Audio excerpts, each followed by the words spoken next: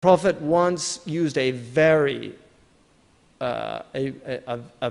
direct term about relationship between a man and woman, and because he asked him first using euphemisms, because the man was admitting to adultery, and then he asked him first in euphemisms, but then he said something really, really just as stark and candid as you can get in Arabic. And the ulama say that if you need to ascertain, then you have to use literal language. And so that is permissible to get that ruling. But other than that, you should not use words that directly indicate a thing that is inappropriate in company. And the Prophet ﷺ, in their company, they never talked about sexual things, any of these things, never. The Prophet ﷺ, they had a lot of comportment, decorum. It was very important in that community, and the Prophet ﷺ, that's his way. And the Prophet cursed people that talk to other people about things that go on behind closed doors with their own, he cursed that. So that's also completely private between people.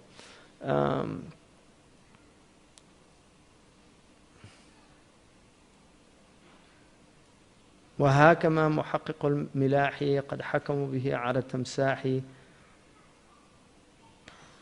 So maybe we should stop there, I guess. I'm not getting, how are we doing? Inshallah, get through it. I hope so.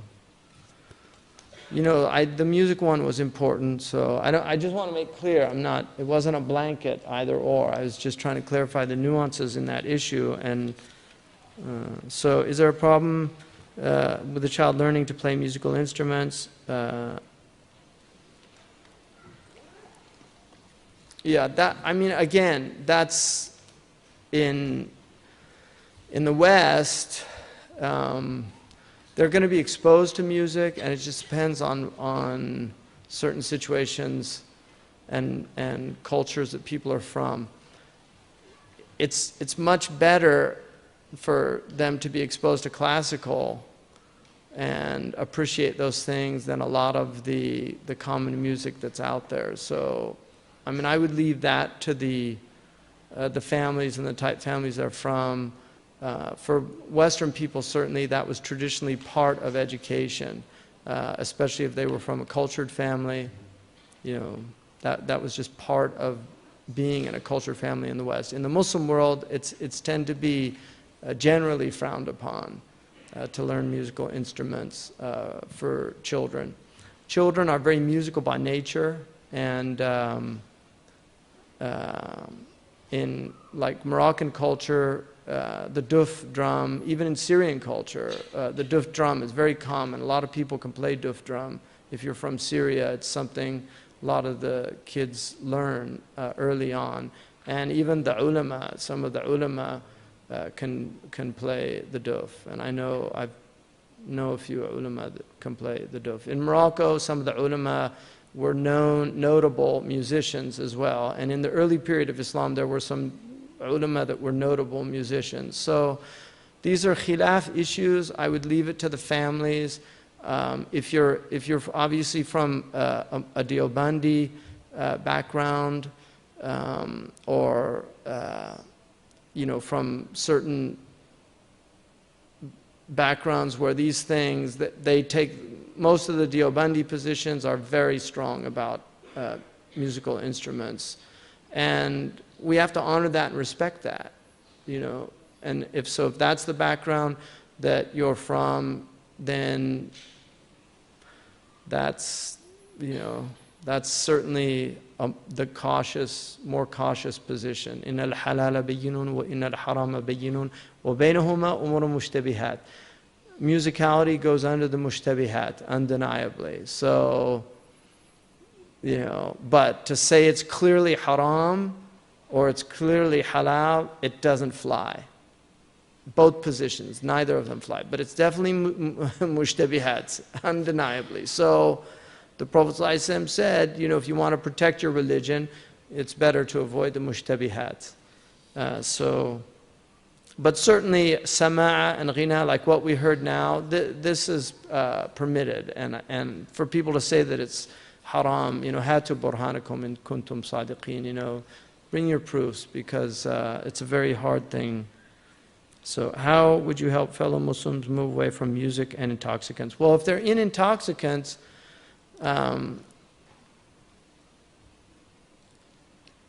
Imam Sidi al-Mawaq says that you should teach them a musical instrument to get them out of intoxicants. Because he said that intoxicants are very similar, they have a similar effect that musical instruments have, because the dopamine's released. People get high playing musical instruments. I mean, musicians know this. Anybody who's played an instrument at any serious level knows that it can be very intoxicating to play a musical instrument. So that's what Sidi Mawaq, because he said you're getting them out of something that's agreed upon in its prohibition and moving them into something that at least there's a difference of opinion, and it will give them the same type of experience. Isn't a woman's voice awra? Yeah, there's a khilaf about that, but the position of Muhammad al-Hassan is that it's not awra. And certainly the early, I think the position that it's not awra is far more convincing than the position that it is awra. Allah says, "La takhda'na bil qawli," don't. Just the fact that they were told not to be seductive in their voices meant that it was permissible for them to talk. But the idea that a woman can't speak in public, the hadith of Umar, which is after the Prophet ﷺ, where the woman got up and told him, why are you saying that to not give us our dowries, when Allah subhanahu wa ta'ala allows a qintar, which is a very large amount of money. And Umar, when she said that, he said, أصابت المرأة وأخطأ عمر كلكم أفقه من عمر. The woman's right and Umar's wrong, and all of you are more knowledgeable than Umar. So he didn't say, أعوذ بالله صوتك عورة اسكتي. He didn't say that. She could have sent something up, a piece of paper or something, right? So, but I think in certain environments, and this also goes under urf. Really, I respect urf a lot. Urf is our word for culture.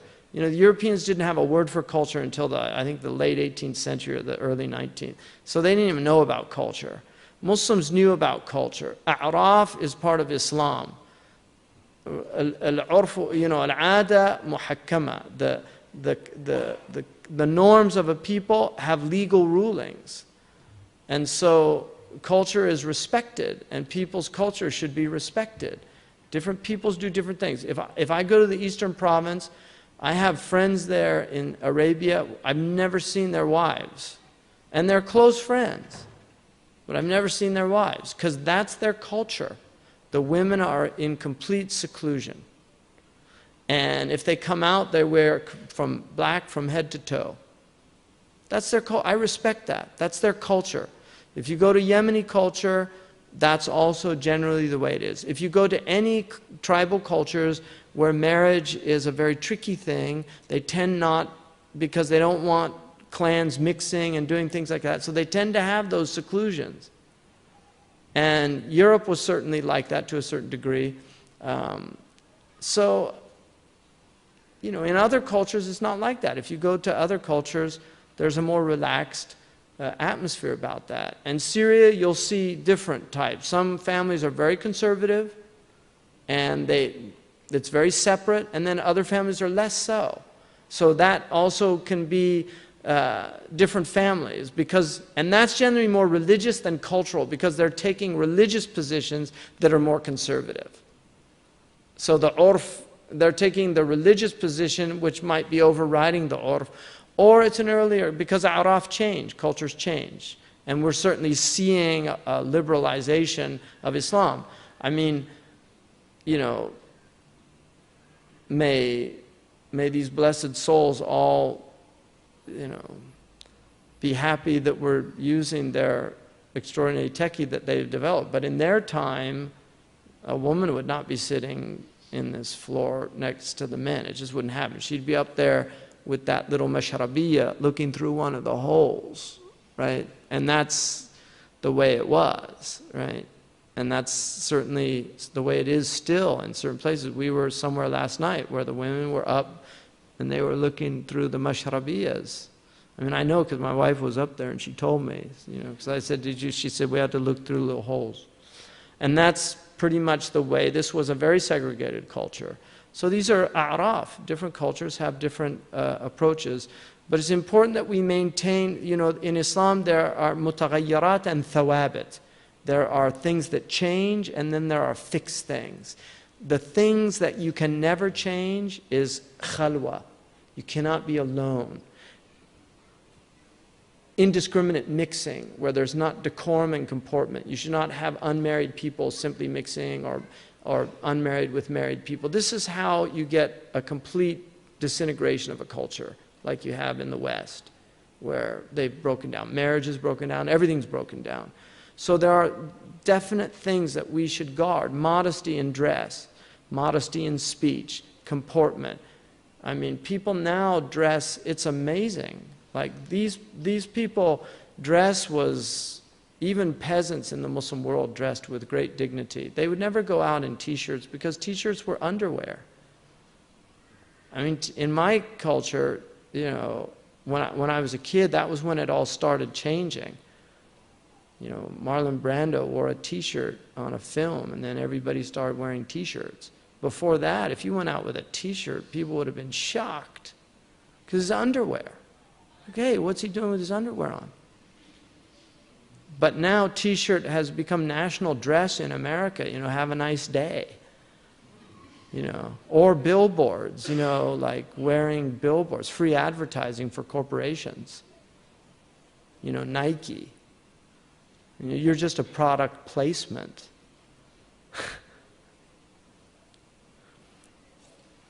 In weddings, we have music played, even separated ones. What is the replacement to it? You know, music is permissible in weddings. Again, stringed instruments, bands, that's where you're going to get the khilafat.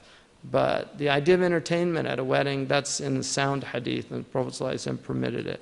So I'm just saying, you know, there's differences of opinion about these things, and you should follow, you know, if you want the dominant opinion, to ask the mufti that you trust, and if he gives you the dominant opinion, it's best to follow the dominant opinion in a madhab.